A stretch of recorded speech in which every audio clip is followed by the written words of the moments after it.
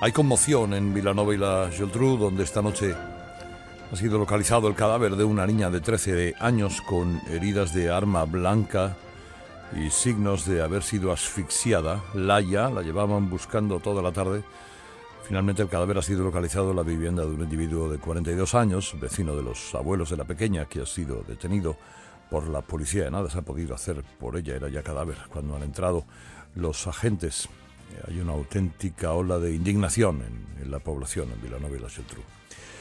Bueno, pues miren, yo no sé si tiene ya el gobierno en su cabeza o no, Pedro Sánchez, porque va soltando perlas, pero el viernes tiene Consejo de Ministros.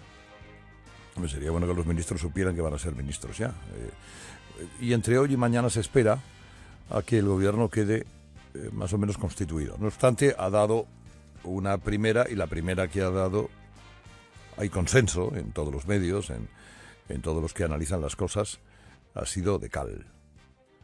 Ha sido buena. Es decir, nombrar a José Borrell ministro de Exteriores es algo más que nombrar a un tipo, en fin, con habilidades para la administración o con capacidad de conocimiento de la esfera que va a tener que administrar, sino como mensaje político. Como mensaje político es un buen mensaje político. Borrell es un hombre que siempre ha sido, digamos que, fiel a Pedro Sánchez, fue de los pocos que estuvo con él cuando lo echaron por la ventana en su partido. Borrell es un europeísta convencido, es constitucionalista, en Europa es conocido y respetado, y luego además, mire, nunca ha tonteado con el separatismo. Ítem más, les diré, es la auténtica bestia negra del separatismo. Es decir, que con este nombramiento lo que hace Sánchez es nombrar a un tipo capaz para el trabajo que va a tener que desarrollar, que es convencer a Europa que lo del procés es un cuento, porque hay parte de Europa y parte de la prensa europea que se lo cree.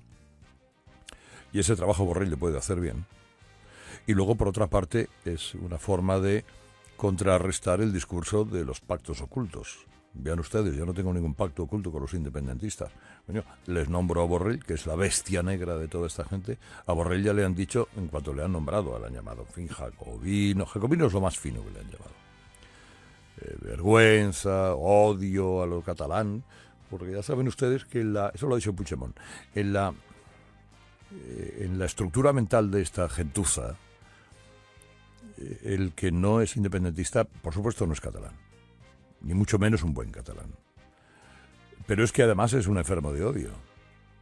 Es decir, usted dice, no, mire usted, yo no soy independentista. El odio a Cataluña, ¿pero qué coño de odio a Cataluña? En todo caso, tú me parecerás un cretino, que es un juicio bastante bondadoso, viendo lo que hay por ahí. Pero odio a Cataluña, bueno, pues eso se lo están diciendo a un catalán que es Borrell, una de las figuras que más se ha significado contra el proceso independentista. Y usted dice, bueno, pues ya vendrán las de Arena. Pues seguramente vendrán las de Arena. Claro, es decir, algún gesto va a tener que hacer con los que le han puesto ahí a Pedro Sánchez. Que cuidado, le han puesto ahí por el eterno odio al PP y odio a la derecha. Son capaces de aliarse gente muy distinta con tal de echar a Rajoy. Pero luego quedan las diferencias que hay entre ellos, que son muchas. Otro de los nombramientos es Teresa Rivera para un Ministerio de Medio Ambiente.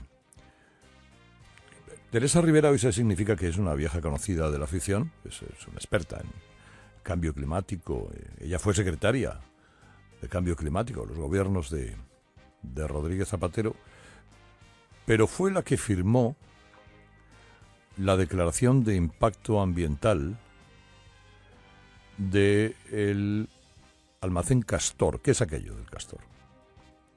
Es el almacén de gas submarino que se instaló delante de Vinaroz y de Alcanar, y que en teoría no tenía ningún problema según esa declaración de impacto ambiental. Pero tuvo que cerrar en 2013 después de 500 seísmos.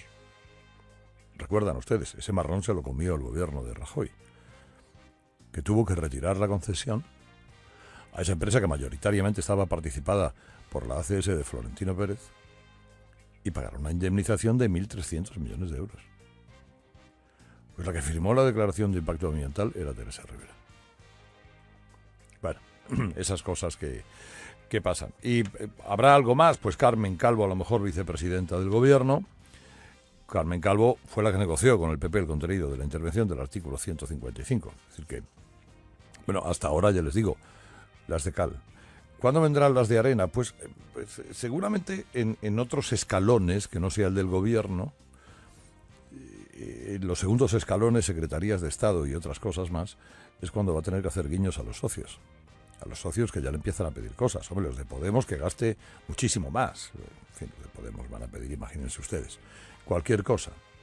Pero alguno de estos andará por ahí. Pues no sé, el nombramiento del fiscal general, del delegado del gobierno, eso ya veremos qué es lo que hace. Pero como les digo, hombre, criticar preventivamente a Pedro Sánchez no es justo. Habrá que criticarle cuando lo haga. Y de momento lo que ha hecho ha sido nombrar a un tipo inteligente, interesante y válido para el Ministerio de Asuntos Exteriores. Pero va a tener otro problema. Porque el Partido Popular, que tiene lo suyo, y tiene un problema... Hoy hay mucha curiosidad en saber qué es lo que va a decir en el Comité Ejecutivo Nacional Rajoy, cómo va a calmar algunas aguas. Ayer el exministro de Exteriores, García Margallo, decía que Soraya Sáenz de Santamaría no es su candidata para suceder a Rajoy, que hará lo posible para impedir que lo sea. Es la que ha tenido más poder desde Godoy. Godoy era el que mandaba, no era Carlos IV, claro. Era Godoy. Bueno, ahora el Partido Popular está decidido a pasar factura. Y va a enmendar en el Senado los propios presupuestos para quitarle concesiones al PNV. A lo mejor no aquellas que tienen que ver con la construcción de la Y vasca del tren, pero sí los 500 millones que iban para que esto se lo gastaran como quisieran. Es decir, es una forma de decirle al PSOE, como tú decías que eran antisociales, te lo voy a poner fácil. Ahora te dejo las manos libres para que tú negocies en el Congreso, cuando te devuelva, gracias a mi mayoría absoluta en el Senado, los presupuestos, para que tú negocies con el PNV qué quieres hacer con ese dinero. Y que seas tú el que se lo das si quieres dárselo, que ya veremos qué le parecerá a los demás. Es una forma de pasarle el paquetito al nuevo ministro de Hacienda socialista, que va a tener que defender las cuentas. Estas cuentas, que no son las del PSOE, son las del PP. Y luego, se marcha el gobierno de Rajoy dejando un buen balance en materia de empleo.